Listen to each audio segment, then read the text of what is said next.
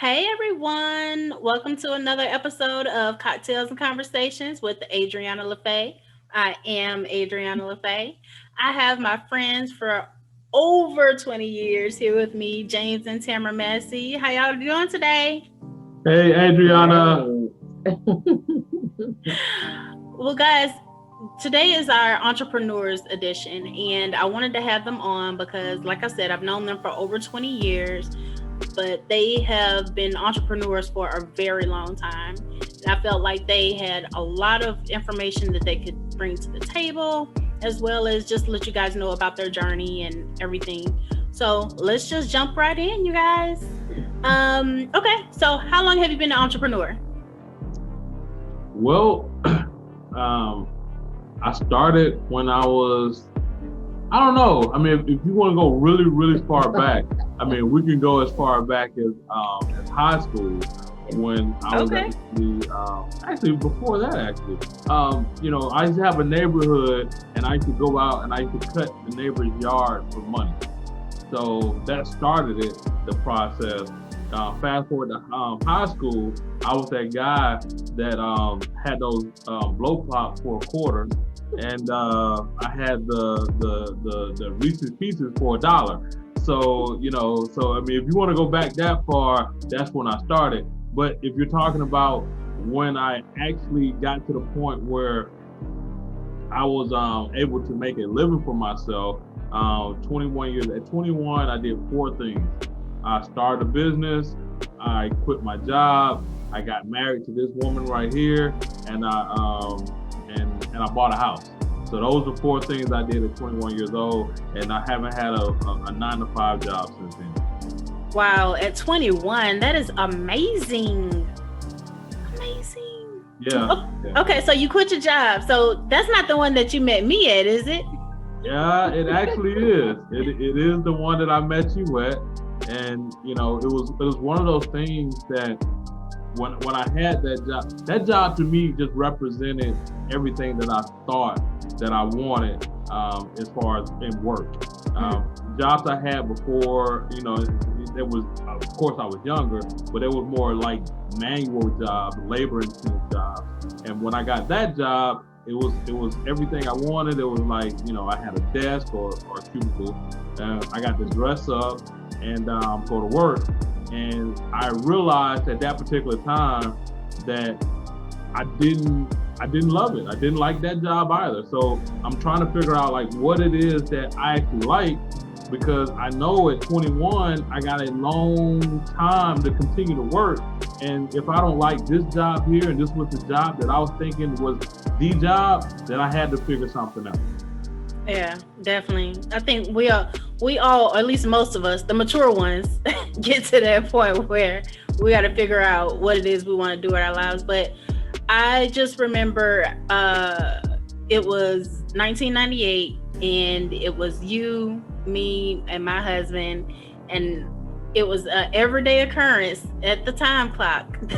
This is when we would go home and we were like, we know James is going to be an entrepreneur. Every day at the time clock, y'all, he would hold up the line because he would say, I don't want to clock in. This is not right.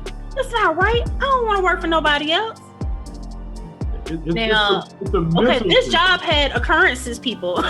So if you clock in late, that's a problem. How you gonna clock in late when you right there at the time clock, but you got this one that's keeping you from clocking in? But that's when we knew. We said James gonna have his own company. We know. Yeah, I remember everybody like, hurry up, I gotta get just like, man, I dreaded it so much because it was like, I don't know, it's just something about punching. You know what it is though? It's the time. Mm-hmm. Like jobs occupy a whole lot of your time. Mm-hmm. And basically, I wanted my time back because it wasn't that I didn't like the work, because I probably work more now than I did before. Okay. But it's different when you're working for yourself, when you're building something for yourself and for your family that can be passed on. I mean, it's just a different experience in of itself. I agree, most definitely. Okay, so what would you say So you did a little dibbling and dabbling in middle school and high school. Then 21, you were able to quit your full-time job. What was that job that enabled you to quit? So, I mean, I tried a couple of things when I was at the job with you and your husband. So, you know, it was kind of a trial and error type deal. So Okay. I actually had a t-shirt, gospel t-shirt business that I was trying to do, and you know, I made a little bit of money in that, but nothing to really make a difference. And then after that, I actually started a drink machine business, and I had that going, and I made a little bit more money, but it still wasn't anything to actually support me. One of the things that I started realizing is, you know, this is for anybody, you know, some of the stuff that, you know, you've done before, you can use that there to catapult you into whatever the business is that you say you want to do. So since I was 15 years old, my dad had a lawn care company. And, you know, I've done everything from the manual part of it, but also I've seen him do the business part of it, which is doing the contracts and things of that nature. So I had all the tools there. So I had my aha moment of, hey, why don't I just do my own business and run it rather than trying to go into a field where I wasn't quite sure how everything worked. Okay. So once I had that idea and it came to me, I just started that process. So what I used to do is I used to go out in the morning and I used to pass out flyers in the neighborhood right before work, and then I'll go to work. So then I started getting business from it. So then I used to go out and I used to cut lawns. And then after that, I used to go to, you know, come back home, take a shower, and then go to work. And then it got to the point where I was making the same amount of money working part-time in the lawn business that I was making in my full-time job business. At that point, I was, you know, my thought process was, if I get rid of this full-time and make this lawn full-time, then my income would double. And that's what I did. Nice. Yeah, I hear a lot of people, you know, I talk to a lot of folks that say they want to be entrepreneurs, and their first thing like, okay, well, I just want to quit my job and do 100% into this thing here. And, you know, I always caution them, like, do you really want to, like how much debt do you have? Who you're responsible for? Because like that might not be the best scenario. Right. You know, I work myself off of my job as opposed to just, you know, going cold turkey. Right. That's smart. So, Tamara, help me as the wife, was that basically like y'all were in the lawn care business together, or did you have your own business as well? Well, so at that time, we got married really young, and so that was like the main business. Once he worked himself off of the job, and so I had I think like a part-time job, and then I was also going to school at the same time. So it's kind of like doing a bit of both, since I did mainly the office work, kind of the back office, or I would be going out because we just had a lot of. We ended up moving to 3 trucks, going out and having a lot of commercial clientele. We would have several government properties and colleges and things like that. So he's like, well, while I'm managing the cruise, I would need you to go out and actually acquire more business. And so that was kind of like my role, making sure that the books were done, making sure we keep the marketing going, because I know a lot of people, they start their company and like, okay, I think I'm good. Well, not quite. Kind of like marketing is kind of an ongoing thing. So that's a big part that I don't know if entrepreneurs quite see in the beginning, but that's how you continue, you know, that longevity there. All right, that's what's up. Okay, so you did the lawn care, you dibbled and dabbled in some other things. What are you doing now? Well, now I always wanted to be in the real estate. I mean, I like the concept of real estate. I love it. I had a buddy of mine who's actually my partner now, the guy that I went to high school with. He was doing some real estate investing. So, you know, I started getting information from him about, you know, what to do and things of that nature. You know, told me about some books to read, started reading those books and just getting all that together. So, my first real estate investment deal was my personal house, that first house that I bought. So we ended up moving out of that house, moved into an apartment at that particular time, and rented that house out and started, making money from that rental income. We still own that house today, by the way. Then I went from there and I bought a duplex and I started renting that house out. And then I bought some houses and I flipped them and things of that nature. And what happened is I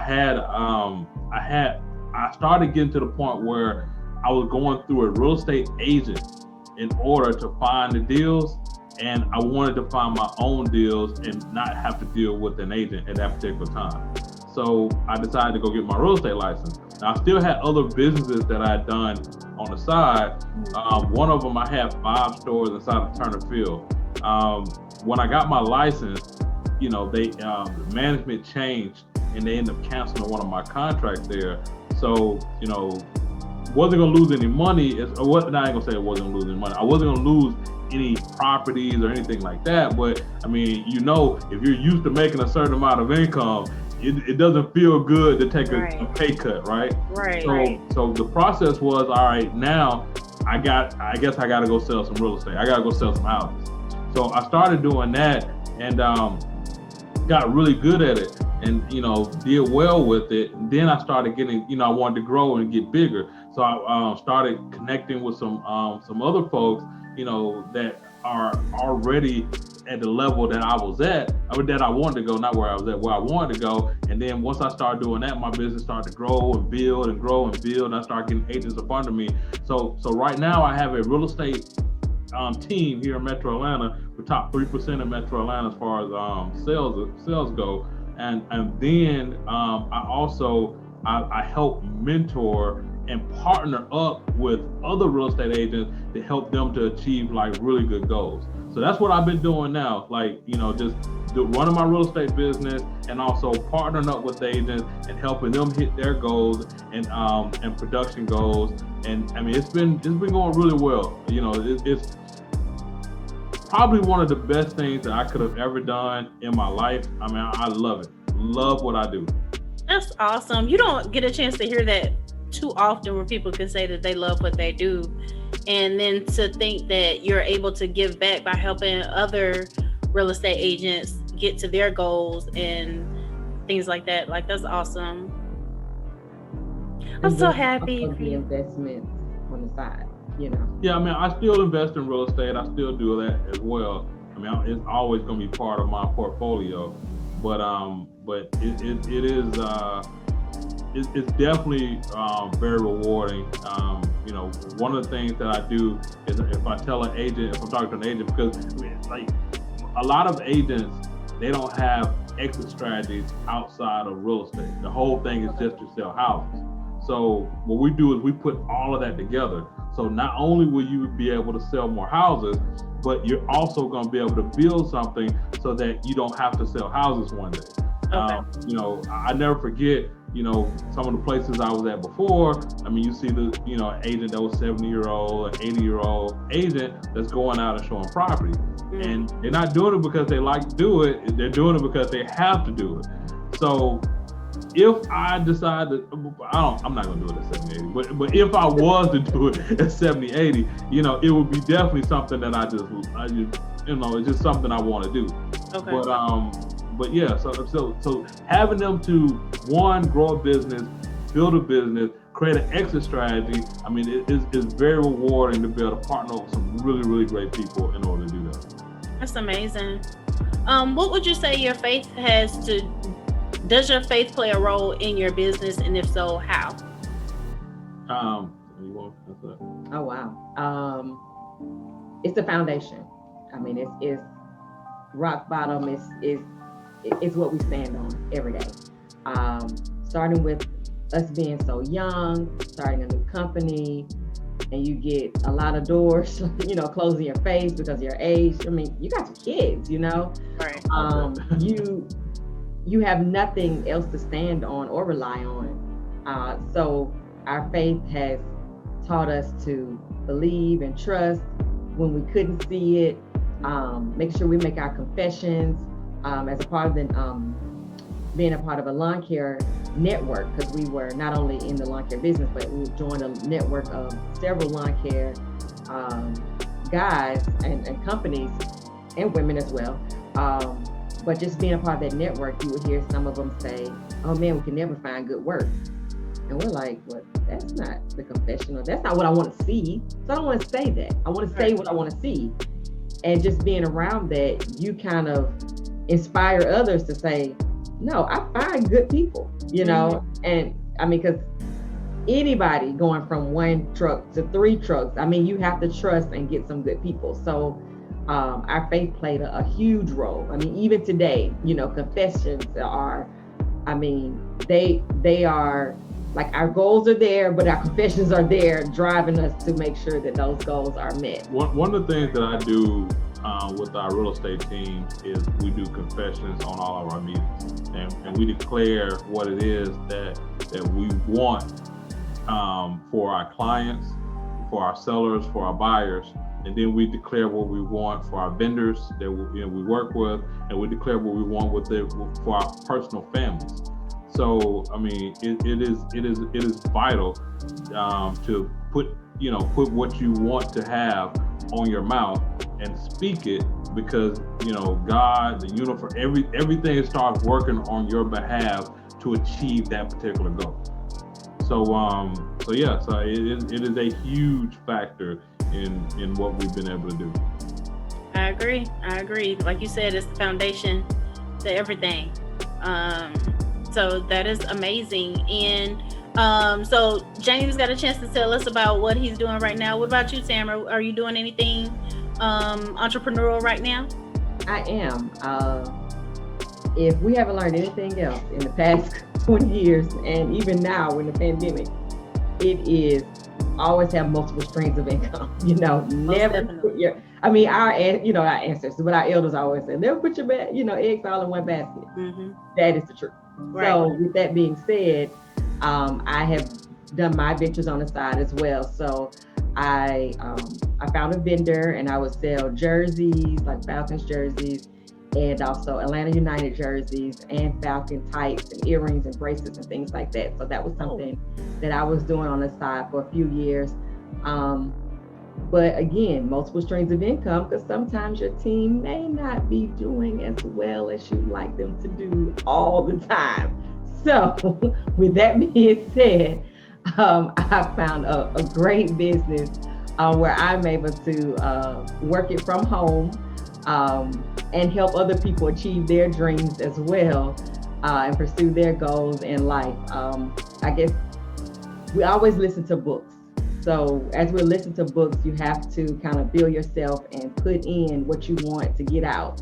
Yeah. One of the books said doctors go to school for 8 years to be a doctor, and so we want to be great entrepreneurs, not just an entrepreneur. You want to be great at it, something where you can leave a legacy to others. So what does that mean for us?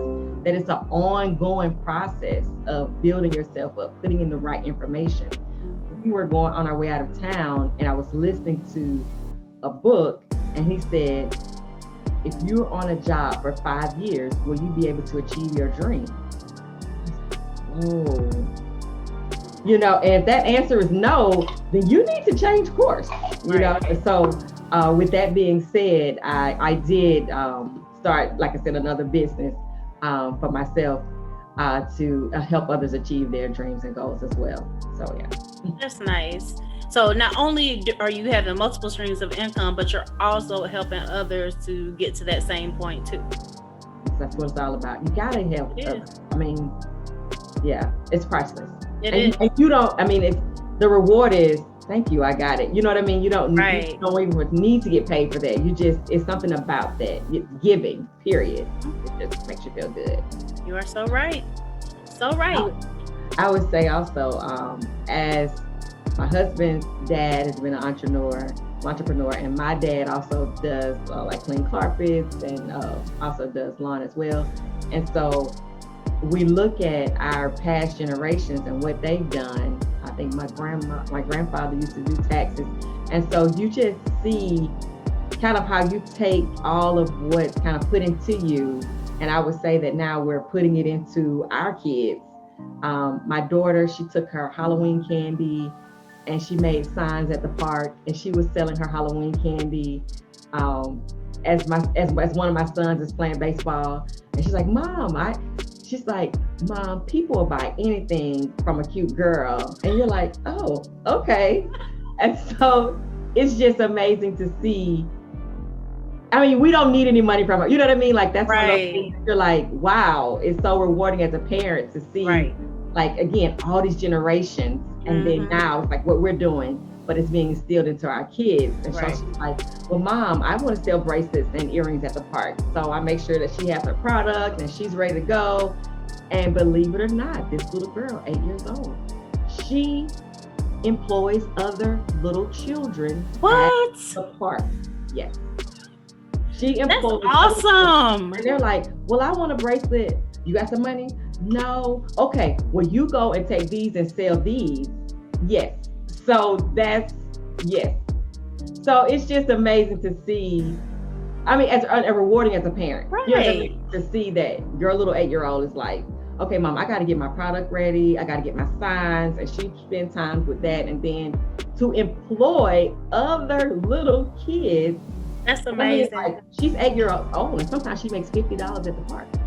That's amazing. Father's Day, and she was like, Mom, I'm going to sell Father's Day cards. And I was just thinking, I was like, I don't know if people want to buy paper Father's Day cards, you know? And they were like, and you know, she heard this is her thing. Mom, they'll buy something from a cute little girl. And she made like $10 that day on paper cards. We got to work on that, buy stuff from cute little girls. I don't necessarily like that part of it. I mean, I want to make sure that it's a good product that's being delivered. But yeah. So but at least she's got that foundation, and that's what's important. That's amazing. And you know, the thing is, like you were saying, how your dad and your grandfather were entrepreneurs, and then James' dad was an entrepreneur. And it's so funny because my parents were entrepreneurs too. Like my stepdad had a janitorial service, and I would go with him to work. But like for the longest time, I wanted to do my own thing too. But like, I don't know if you watched the other video I had on fear, but for so long I was just, you know me, I've been quiet for so long. Like I'm just a natural quiet person unless I know you. And so I just let that shyness, you know, kind of stifle me for so long. And now it's like, okay, now all the things that I had wanted to do as an entrepreneur, I'm finally doing. So I feel like, you know, and I think you guys have said this before, you know, we all know that there's something inside of us that we want to do. And you being your stumbling block is a problem. You know, don't let anything get in your way if you know that that's what you want to do. And whether it be fear or, you know, say if you don't even know where to start, you have to surround yourself with people like you know, or people like how you did with people who are already above the level that you are, where you're trying to get, so that you can get that wisdom. Because a lot of people don't mind sharing it. Right. I guess we're at a point where it's like we've seen our, you know, previous generation do it, but we want to take it to a level where it keeps going, you know? Right. So it can be passed down. So that's what it's all about, really. Exactly. Most definitely. You guys are awesome. What can your followers expect? Do you guys have anything coming up? Like any, well, I know with this pandemic in 2020, it's like kind of hard to plan stuff, but do you guys have anything coming up? Yeah, I actually got something coming up. We do for agents. So we do 2 events. So the one coming up is going to be next Monday at 11 o'clock. It's Monday focused, and basically it's a group of agents that we're all part of. It's Agent Builders Facebook group. You can look at an Agent Builders Facebook group. It's a free group to be a part of, but we're always dedicated towards helping agents achieve their goal and sharing some of the stuff that we've done in order to grow our business. When I first got my real estate license, for the most part, nobody really wanted to share. You know, everybody was kind of like, hey, you know, don't look on my homework type stuff. So, I mean, I told myself that if I ever got to the point where I understood this business and I did well in it, I'm never going to be like that. So, what I've created is Agent Builders Facebook group where people can go on there. We're sharing about things that's working in our business, things that's not working, good lead generation systems, good marketing systems, just everything about growing our business. So Monday, we're actually doing is a Monday focus where we're going to be going over how to book appointments with strangers. The biggest thing in real estate is most people say they want leads, but the reality of it is leads are probably the easiest thing that you can come across. Converting those leads is where the challenge is. Right. So I'm going to be going over how to convert strangers to appointments into the people that you're going to work with, and eventually being able to have closing from them. So we're going to be doing that, like I said, Monday at 11. And we also host every second Friday, except for the month of December, we take that off. But every second Friday, a mastermind, and we're always having somebody within North America that's just killing it within real estate. So, I mean, it's all about learning, and we always post it on the Agent Builders Facebook group for anybody. So if anybody is interested, they can definitely look at that Agent Builders Facebook group, or they can actually reach me directly. I'm gonna give you two things. I'm gonna give you first my direct contact information where you can just jump on my calendar. Okay. www.jamesmassey.work. You got to put the WWs in there, but it's www.jamesmassey.work. You can go and get in there, get more information about me and my company. But then also, if you want to schedule a call, you can schedule it directly from there. You jump directly into my calendar. Or if you want to call me directly, my phone number is 678-858-9910. I mean, I'm always out there to help the next person, whether it's, something related to real estate or just business in general. Awesome. Okay, you said Monday. That's not every Monday, but that's Monday the 7th.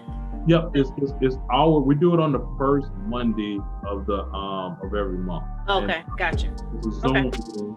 We used to do these in person before COVID, but it's Zoom, which is more convenient for everybody anyway. But it's always good information that's going across.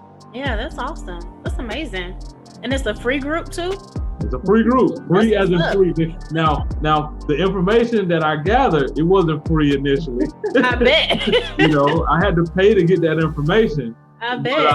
But now we offer everything for free, which is amazing in and of itself. Yeah, most definitely. And so that's the first Monday of the month, and then every second Friday of the month you do a masterclass. Yeah, a mastermind. Yeah. Awesome. So some of the people there is Chuck Fazio. He did one with us. He had an 850 agent brokerage. So he knows how to build and grow business. Holly Kitchen, she was another one. She talked about content and the importance of content in growing your business. Al Stasic was another one.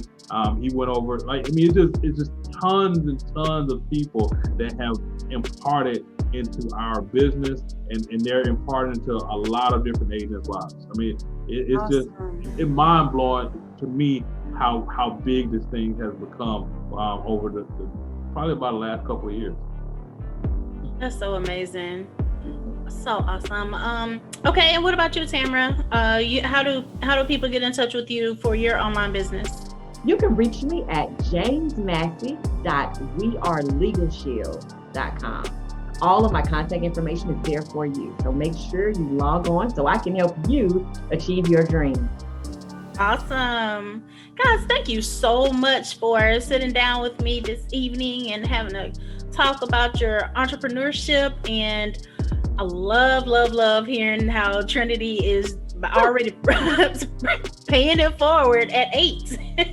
Yeah, her brother's involved too. She's like, okay, you go. That's awesome, guys. All right, well, thanks for sitting down with me. That's another episode of Cocktails and Conversations. We got our cocktails. Gonna finish this on up. All right, guys. See y'all next time. Bye. Thanks for having me. Yeah, of course.